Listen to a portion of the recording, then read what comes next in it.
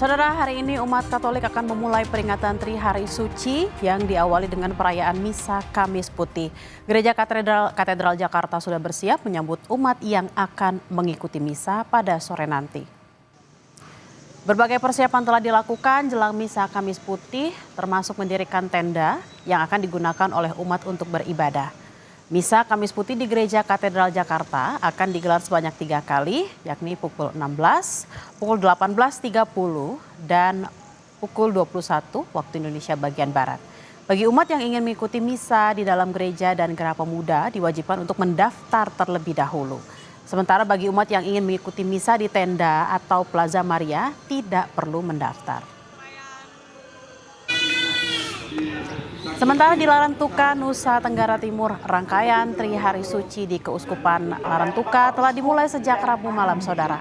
Ratusan umat Katolik dan peziarah mengikuti misa pemberkatan minyak suci dan pembaruan janji imamat di Gereja Katedral Larantuka, Kabupaten Flores Timur, Nusa Tenggara Timur pagi ini. Misa ini merupakan rangkaian dari perayaan Semana Santa. Semana Santa adalah prosesi perayaan Paskah yang telah berlangsung selama berabad lalu yang nantinya akan berpuncak pada prosesi Semana Santa pada Jumat Agung besok. Misa Kamis Putih digelar di Gereja Katedral Larantuka sore nanti dan 3.000 lebih peziarah dari luar Kabupaten Flores Timur tiba di kota Larantuka untuk mengikuti prosesi Semana Santa. Untuk informasi selengkapnya kita tanyakan langsung kepada jurnalis Kompas TV ada Renata Panggalo dan juru kamera Budia Vimala di Gereja Katedral Jakarta, serta ada Citos Natun di Larantuka, Nusa Tenggara Timur. Kita akan ke Jakarta terlebih dahulu. Selamat siang Renata, bagaimana persiapan jelang Misa Kamis Putih pada sore nanti dan seperti apa sih, ini kan ada tiga waktu misa nih, seperti apa nanti pergantiannya supaya tidak bertumpuk umat yang ada di sana?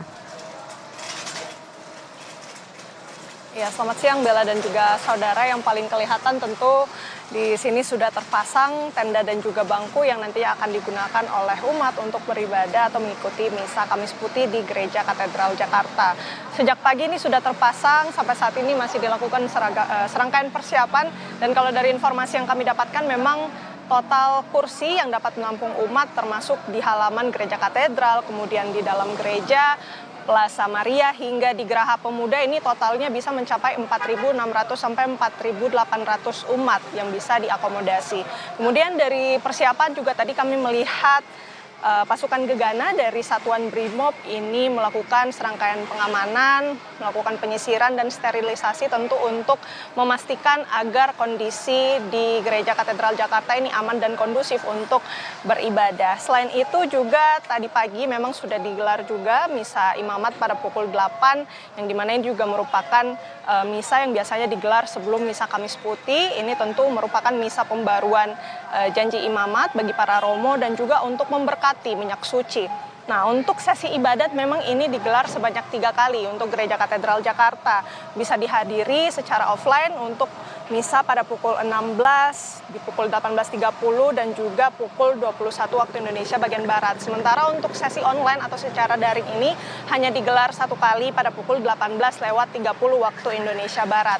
Setelah mengikuti misa, biasanya umat Katolik ini juga bisa mengikuti tuguran, dan tuguran ini merupakan doa dan adorasi sakramen Maha Kudus dan akan digelar sebanyak 2 sesi, yakni di pukul 21 dan pukul 23 waktu Indonesia bagian Barat, yang dimana kita tahu tuguran ini merupakan atau bisa dikatakan sebagai momen bagi umat untuk menemani Yesus begitu ya, seperti para murid menemani Yesus dalam masa sakratul mautnya. Kemudian berbagai imbauan juga dapat diperhatikan bagi umat Katolik yang akan merayakan Misa Kamis Putih. Di sini memang untuk parkiran juga sudah dipersiapkan, ada beberapa titik Bella dan juga saudara. Di Masjid Istiqlal selalu terbuka, ada sekitar 800 kendaraan yang bisa diakomodasi. Kemudian juga nanti untuk terowongan silaturahim itu juga bisa dimanfaatkan untuk mengatur arus melintas para umat yang nantinya akan memarkirkan kendaraannya di Masjid Istiqlal. Selain itu juga Sekolah Santa Ursula bisa dimanfaatkan untuk lapangan parkir, begitu pula dengan kantor pos. Dan kalau kita mengacu pada media sosial Instagram @katedral_jakarta, dikatakan memang harus melakukan pendaftaran bagi para umat yang akan mengikuti misa di dalam gereja dan juga di Geraha Pemuda. Selengkapnya mengenai pendaftaran itu bisa langsung dicek di media sosial Instagram. Sementara untuk umat yang akan mengikuti ibadah di sekitar tenda atau area tenda dan juga Plaza Maria tidak perlu untuk melakukan pendaftaran. Beberapa imbauan juga yang perlu diperhatikan lagi, Bella dan juga saudara, pintu utama gereja katedral ini akan dibuka 1,5 jam sebelum misa dimulai. Jadi tadi misanya akan dimulai sekitar 16 waktu Indonesia bagian Barat, jadi umat bisa datang 1,5 jam sebelum misa dimulai. Dan untuk umat Katolik yang sudah mendaftar untuk mengikuti misa di dalam gereja dan juga Geraha Pemuda ini bisa datang 30 menit sebelumnya, itu sudah maksimal. Karena kalau sudah lewat dari 30 menit, sayang sekali kursinya itu bisa digunakan juga untuk umat yang sudah datang lebih dulu. Kemudian juga bagi umat yang sudah registrasi diimbau untuk membawa KTP dan juga kartu pelajar. Ini tentu untuk mempermudah arus lalu lintas untuk umat yang akan masuk dan mencocokkan untuk identitas mereka dan juga voucher yang sudah mereka peroleh dari proses pendaftaran. Kemudian juga bisa membawa barang seperlunya supaya tidak ada antrian begitu ya, karena biasanya memang dilakukan pengecekan barang bawaan dulu sebelum masuk ke dalam area gereja dan juga diimbau untuk turut menjaga kebersihan. Tadi itu beberapa informasi yang bisa diperhatikan untuk umat Katolik yang akan menjalankan atau memperingati Misa Kamis Putih di Katedral. Misa pertama akan digelar pada pukul 16 waktu Indonesia Barat. Kita pantau bagaimana situasi di Gereja Katedral Jakarta jelang misa. Kembali kepada Anda, Bella. Nah, kalau tadi di Gereja Katedral Jakarta, kita akan bertanya kepada jurnalis Kompas TV Citos Natun di Larantuka, NTT. Selamat siang, Citos. Bagaimana persiapan jelang Misa Kamis Putih sore nanti di sana?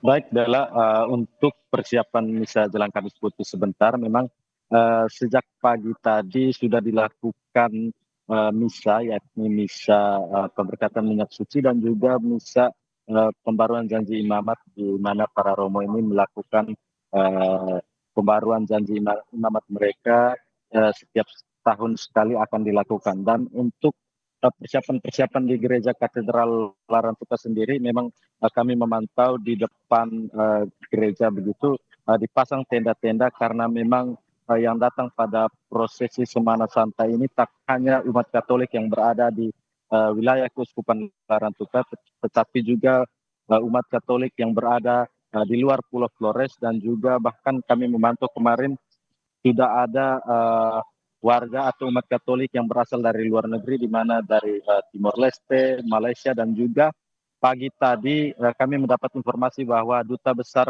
Portugal telah tiba di Kota Larantuka untuk mengikuti prosesi Semana Santa yang berlangsung berpuncak pada besok, di mana akan dilakukan prosesi laut dan juga prosesi darat.